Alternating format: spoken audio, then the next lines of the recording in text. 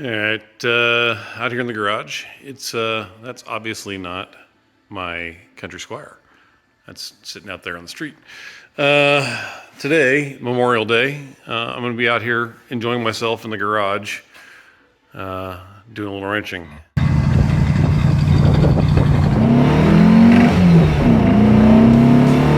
Our assembled rotor with the safety wired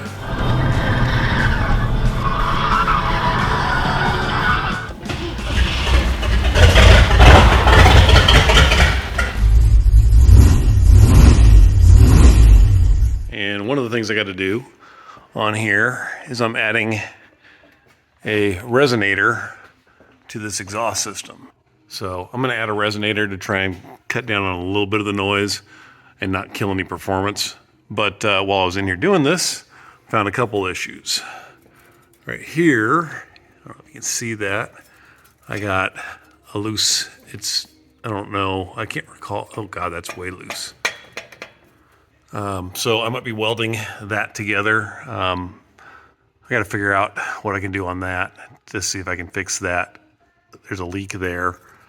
And then you will see where my fingertip is. This exhaust hanger is busted. So I'm gonna have to pull that out of there and hopefully I can weld it back together. If not, I'll have to buy a new replacement for it. But trying to shut this thing up a little bit. And if all goes well and I get this done quick enough, the next thing I'll be doing is throwing that up on the rack.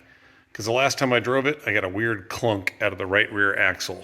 And I've got, wasn't real happy with how the rear brake lines for the rear disc brake conversion worked out. So I'm going to redo those. So anyway, doing a little bit of wrenching out here.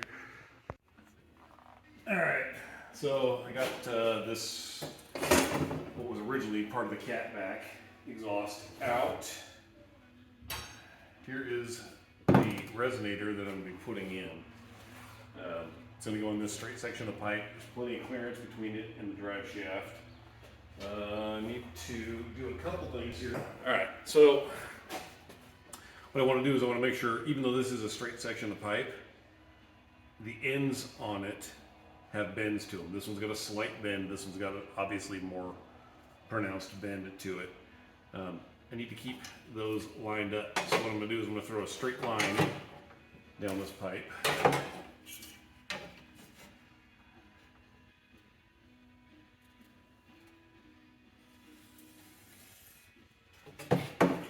So when I weld this all back together, I will have a straight line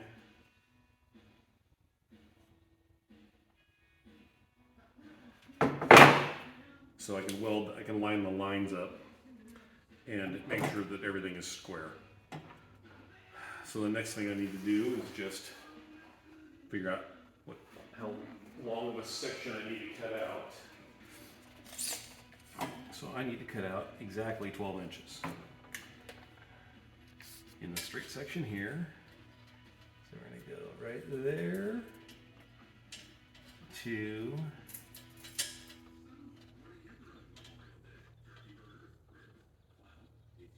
right there.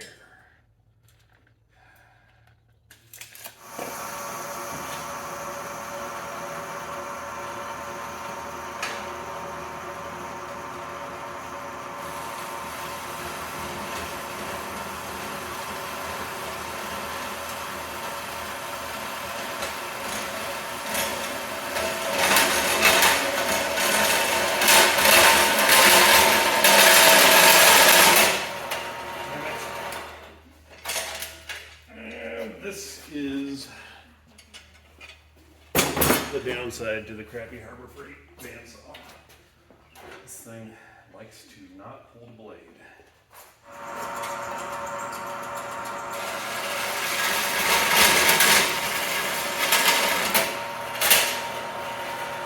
Or not push at all. With this one, it won't cut as fast, but hopefully it won't keep jumping the blade.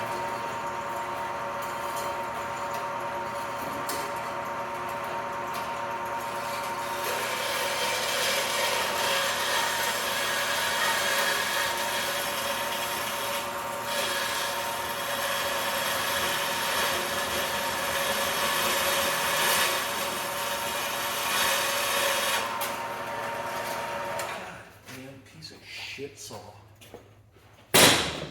Okay, as with all things in my life, apparently, as soon as I turn the camera on, things stop working right. Turn the camera off, and the saw blade doesn't jump once. Let's see if I can continue this.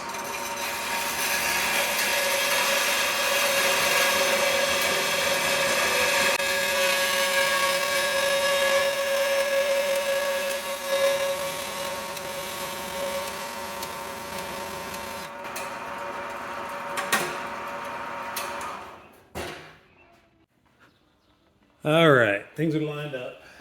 Got the welder out. And, oops, gotta grab cutters.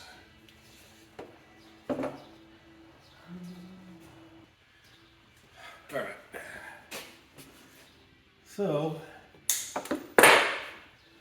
I've never welded stainless before. So, we'll see what happens here.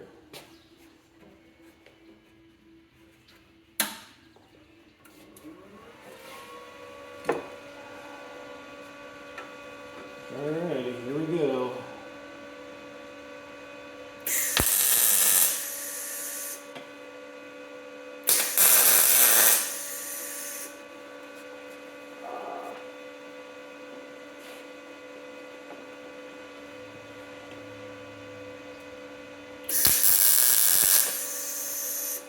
Alright, there's a couple tack welds on that one. Everything looks like it worked right. Got my settings right on the welder. Makes me happy. Okay, there you go. Alright, so there's that one. Now I need to line up this other end of the pipe here.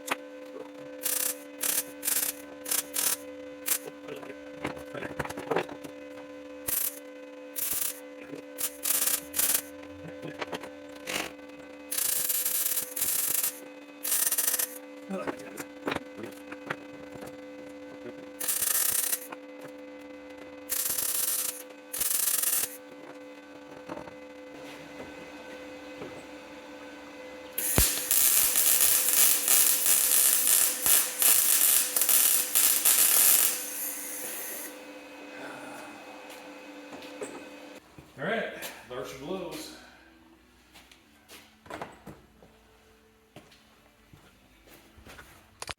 All right, so here's the broken exhaust hanger. This bolts into the back end of the tranny here, drops down, and that's it. I mean, it's just a simple little bracket. You can see where it broke. Clean break right through there. So I'm gonna just weld that sucker back together and stick it back up in there. Hopefully it lasts longer than the original one did. Although 50,000 miles and it's aftermarket exhaust, and I've driven the piss out of this car, so can't complain too much. All right, that was quick and easy. This is the side that it bolts up to the actual exhaust, so I'll just hit that on the belt sander to flatten that out, but I hit welds on both sides, and back in one piece now. All right, there it is, reinstalled. Get back up there. You can see the top of the bracket mounts to the rear of the transmission. Comes down here, and the exhaust bolts onto it. It's all back in place. I think that repair took me a whopping 15 minutes. All right. So this puppy is gonna go back up into here.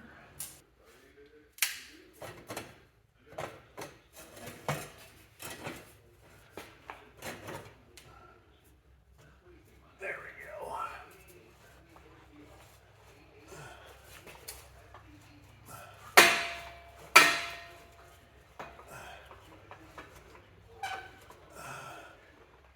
There it is. Let's put my donut up in here.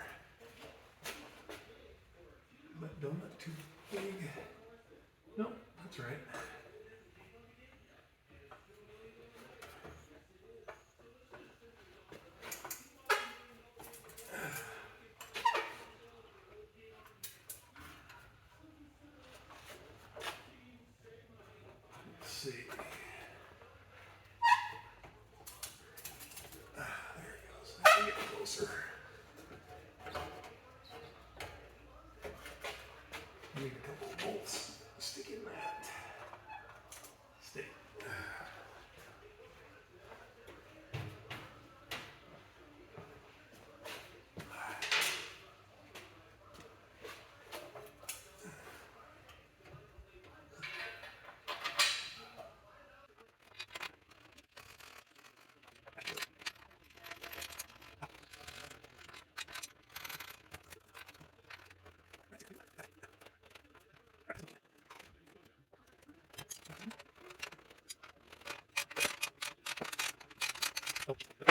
Well, I am not taking this thing back apart. So we will just. So the current I'm throwing out there. I forgot to put this clamp back on here before I put this thing back together. So I'm going to open the clamp all the way up.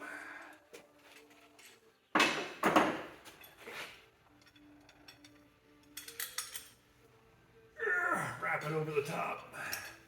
And put it back together.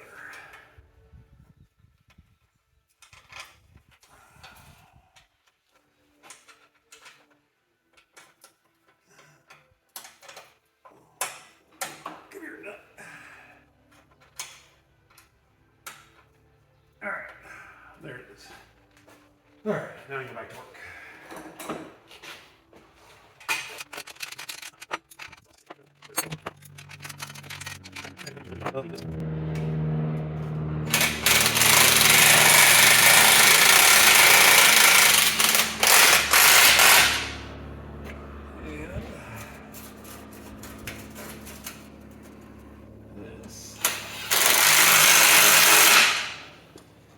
All right. Get some tools and the table out of the way. And we can drop this thing back on the ground and see what it sounds like. All right. So everything's cleared out from underneath the car. Air compressor's on. That's closed, that's open. So lower this one down. Gotta put the rear ramps on.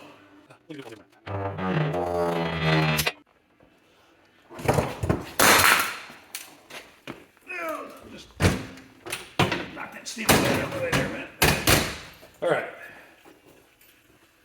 So this thing has always, since I put the new exhaust on it, had a really obnoxious cold start. Car has not run in a week, probably. So we'll see what happens with the new exhaust. Or the, not the new exhaust, but with the resonator installed.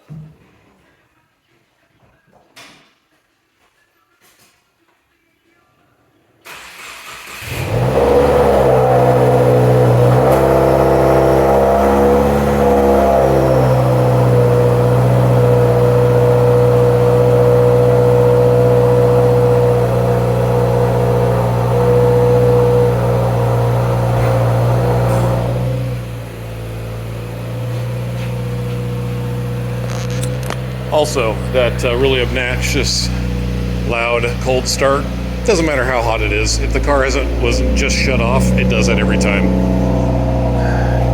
So, as soon as it drops down to a normal idle here, at idle, it doesn't necessarily make a huge difference in the sound. In the level of sound, the volume is not significantly reduced at idle or when the cold start is on, but while driving, it makes a huge difference. Under partial throttle,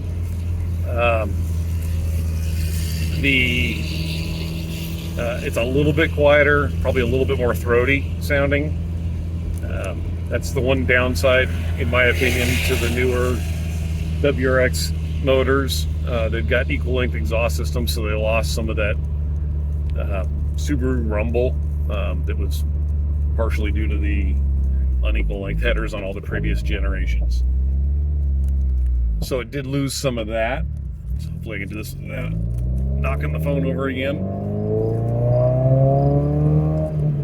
So it still sounds good, but under full throttle is where the huge difference comes in. And I can't do full throttle because, one, I'm driving through a residential neighborhood, and two, the phone will fall off the dash. So, but under full throttle, volume is significantly lower. It's not nearly as loud. It still sounds good, but not nearly as loud as it was before. And the raspiness, it's kind of a little bit more of a mellow tone to the exhaust. It's really only noticeable under heavy throttle. Under light throttle, not much of a difference, but definitely an improvement. So if you're looking at putting a aftermarket exhaust on a 2015 or newer WRX, and you're trying to figure out whether you want one with or without a resonator, take my advice, get the resonator. I didn't know the difference when I was buying this system, and now that I do, now that I know the difference, definitely recommend getting one. So that's it for the WRX. Gonna be parking it, and now time to work on the Bug. So it's been sitting for a while, and of course I had the trickle charger disconnected, so hopefully it starts.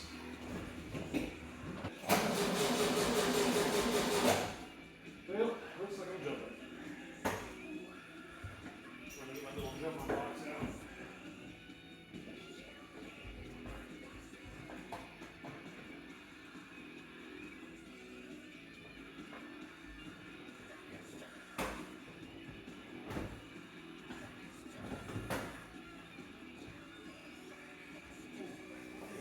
No.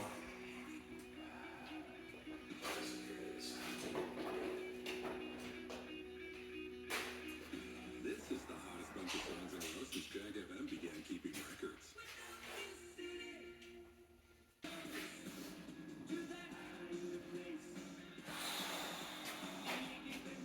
Let's see what we get.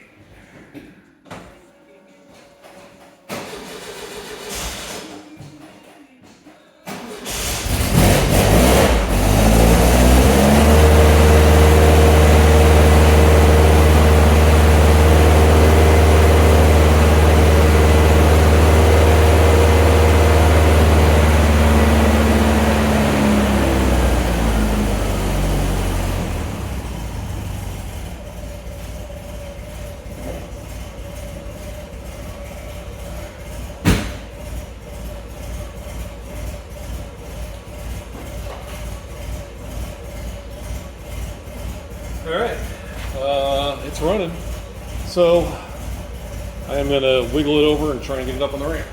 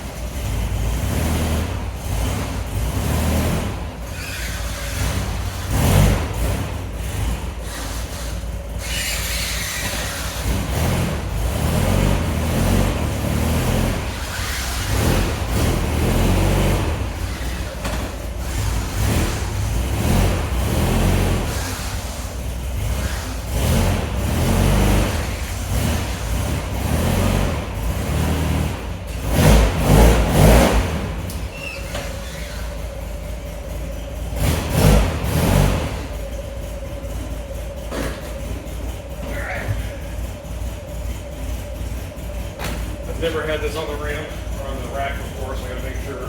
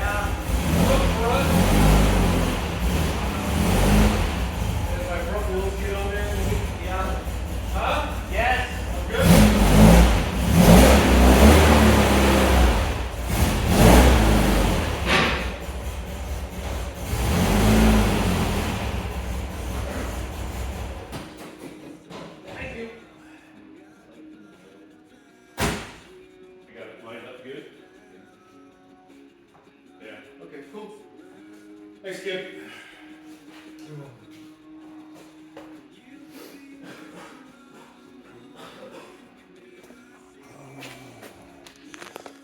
So, real quick, since I haven't ever talked about this thing, bought this car 10, 12 years ago. The intent, at least how I sold it to the wife, was I needed a stick shift to teach the kids how to drive stick. So it's obviously a stick shift. It's a VW Bug. And then my kid, who was just out here helping me get this thing on the rack for his 8th grade project, we built this engine from scratch. Started with a brand new case, stroker crankshaft, Engel 110 cam, CB heads, all kinds of stuff, all kinds of good parts. Finally, after years of futzing around with the carburetor jetting, getting pissed, not driving the car for a while, I finally got the jetting all sorted out, which is why this car started as easily as it did. But overall, I mean, it's dusty because it's been sitting in the garage here for a year. This car's in pretty decent shape. It's a driver. It's not a show car by any means.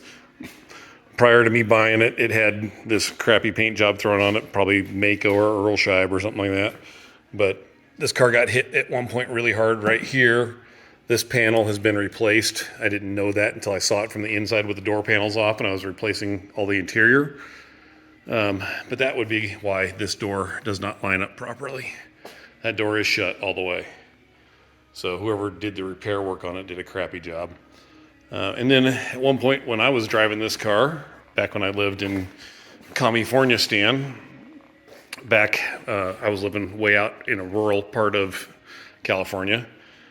This front end got demolished by a buck that decided to run out in the road right in front of me. So it's a new hood. The hood paint, the apron, and the front right fender have all been repainted. Those actually have good paint. It was done by a decent body shop, or I should say by a reputable body shop. And they informed me that one of the many coats of paint underneath this crappy red paint is a coat of white house paint. So at some point, if I keep this thing significantly longer, it may need to get stripped down, have some body work done, repaint, or I'll just keep doing it as a driver because it is a fun little car to drive. And I've been talking too much, so let's get to work. Alrighty, so spent a little time underneath the car here. You can see the rear hubcaps are still off. I wanted to check, make sure all the nuts, the axle nut and the lug nuts are all nice and tight. Cotter pins are still in the the axle nuts. That axle nut is on the end of the actual axle, and it goes through and holds the brake drum on a factory car. This is a brake rotor because it's got a rear disc brake conversion kit. But you can kind of almost sort of see through there. There's the caliper back there in gold.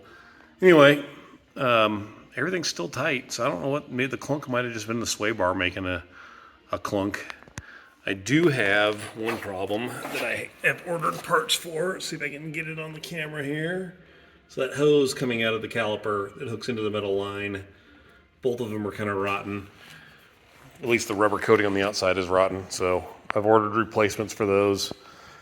But I'm going to take it out for a drive right now to make sure everything else is working like it's supposed to.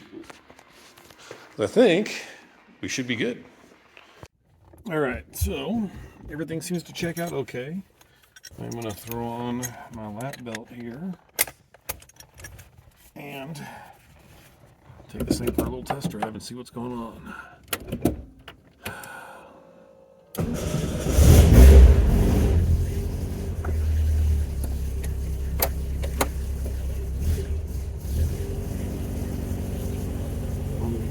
Thinking my muffler may drag here in a second. No, it didn't.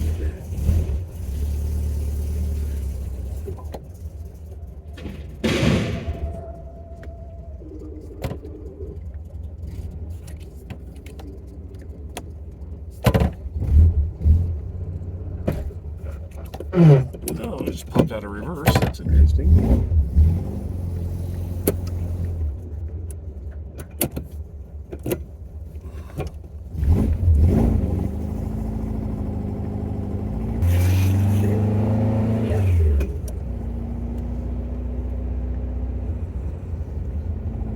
Get my mirror adjusted here. There we go.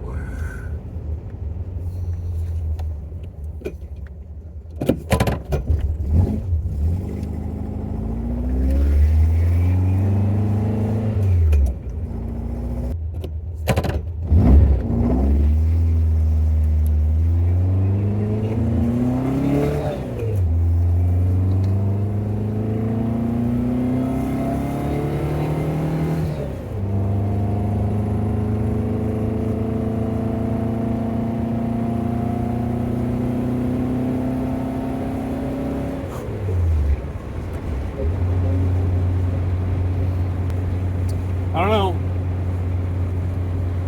Seems to be running okay to me.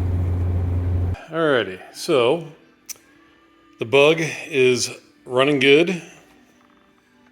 Double checked everything, nothing loose in the suspension. Couldn't figure out what the clunking might have been, but it got a bath also, so you can see it's actually nice and clean and shiny.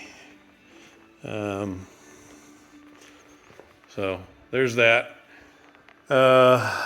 That guy, I may have mentioned that I got my exhaust welded up here with the new resonator installed, as well as fixed that busted exhaust hanger bracket. So then the next thing I had to do today was see if I can get this thing to focus on the armrest instead of the actual cabinets behind it. So these armrests here are brand new for the wagon, but they're not available in the interior color that my car has, which is, Ford calls it dark aqua. So these were black, thanks to some, what is this now? AccuMatch interior dye. Used to sell a lot of this stuff when I worked at Sac Mustang for Mustang interiors. Luckily, Ford used all the same colors from car to car. So this stuff seems to have worked. So Varsha blows. Should have armrests back in the car here real soon. Oh, and next little project that I'm going to start working on is that. That is a 1965 Honda S90. S is in Sam 90. This one is a Bentley 90, which was not available here in the United States. This is a Japanese domestic market model. And if I can get over here, clean that off to where you can actually see the odometer reading. That is 8,469 kilometers.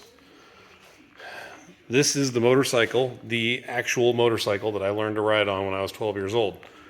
My dad was the second owner of it, and I'm the third owner. The guy that my dad bought it from was a coworker of his who was a Japanese guy, born and raised in Japan, brought this over to the United States when he moved here in the early 70s. And then my dad bought it from him. And it's been in the family ever since, and it won't be going anywhere. So it's been sitting in storage. It's got crap tons of dust and stuff on it. And there's a lot of surface rust on that muffler. So I'm gonna do what I can to get this thing cleaned up.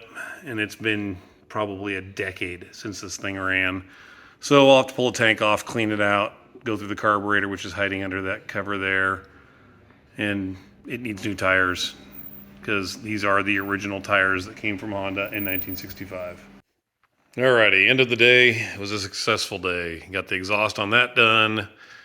Got the armrests done on that, put back in the car. I'll show you that in a second. This thing's getting ready to get worked on. Probably, well, next day I get to come out and play in the garage. The Bug is all cleaned up and working, running really well. So I'm going to start driving that a little bit more. And just to show you the armrests here, the armrests are now installed. They're a little bit darker than the door panels because unfortunately the door panels are very sun bleached from being in this car for 55 years. So again, it was Memorial Day today. I got a bunch of stuff done. That is not to remotely take away from the meaning of this holiday. So I hope everybody out there had an enjoyable Memorial Day weekend. And I hope you at least took a little bit of time today to stop and think about the reason for this holiday, all the sacrifices from all the people who have kept this country free. So that's all I got. Hope you had a good weekend.